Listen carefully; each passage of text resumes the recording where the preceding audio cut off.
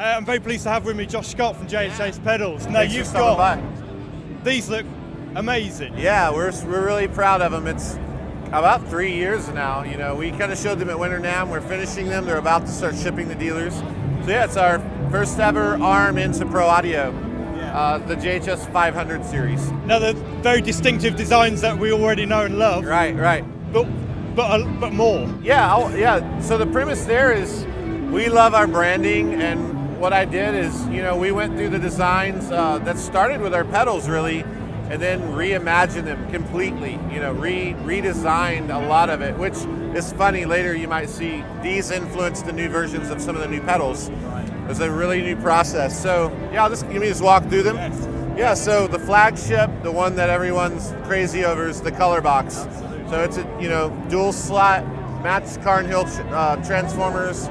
Incredible clean headroom. It still crushes and destroys things like people want, but you have the ability here to do pristine, acoustic guitars with ribbons, overheads.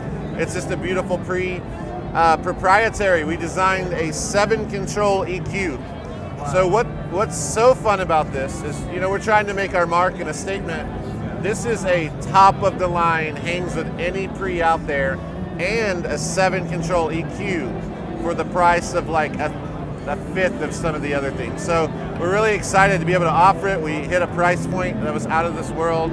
So this guy is going to make a lot of people happy. Then we have the Pulp and Pill. That pedal's been around since 07 or 8, reimagined. So what the Pulp and Pill 500 brings to the table is a creative, weird channel strip thing so basically it's a compressor, auto volume level lock device that has parallel distortion and EQ.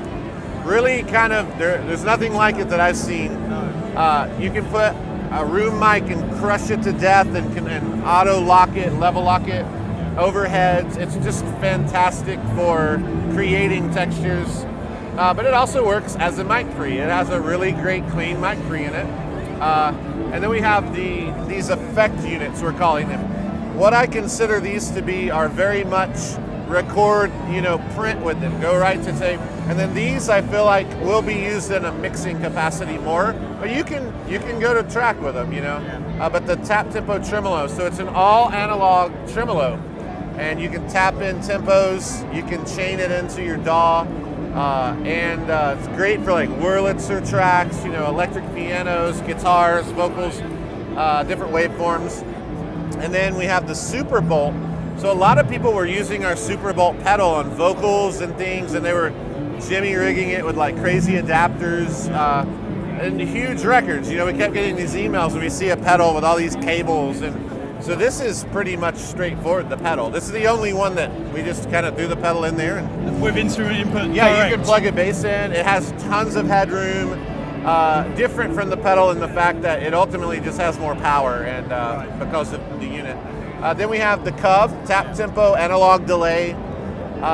Really there's nothing out there except the Moog unit, and there hasn't been for years, so we're excited to throw this into the game and see what happens. And then we have the Emperor, which is all Bucket Brigade chorus pitch vibrato.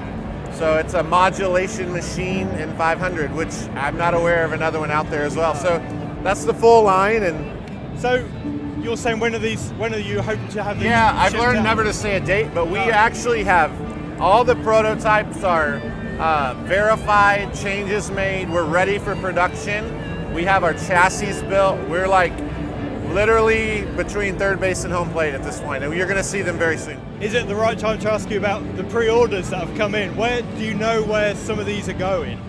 Pre-orders at this point, to my knowledge, Sweetwater and Vintage King have been selling some pre-orders. Right. There's probably more. I try not to learn a lot of that. Steve does that, but yeah, I think obviously Sweetwater and Vintage King are great dealers of ours, and they carry pro audio. So call them up, talk to them. What about studios? Have you been contacted by studios? Well, yeah, the way we developed these, I developed them alongside of engineers and producers making music, about a 3-year process from imagining it to doing it. just recently, these have been, they've been with Switchfoot on the new record making that. They've been with Ryan Adams at Pac-Sam. They've been with Butch Walker out in LA making records. They've been with guys here in Nashville like Paul Moak. They've been all over. So we've been telling people, play these, make records, tell us what you hate, tell us what you love, tell us if it's broken. And that's part of that weight is making sure they're exceptional. That's exciting, isn't it? Yeah, I'm excited.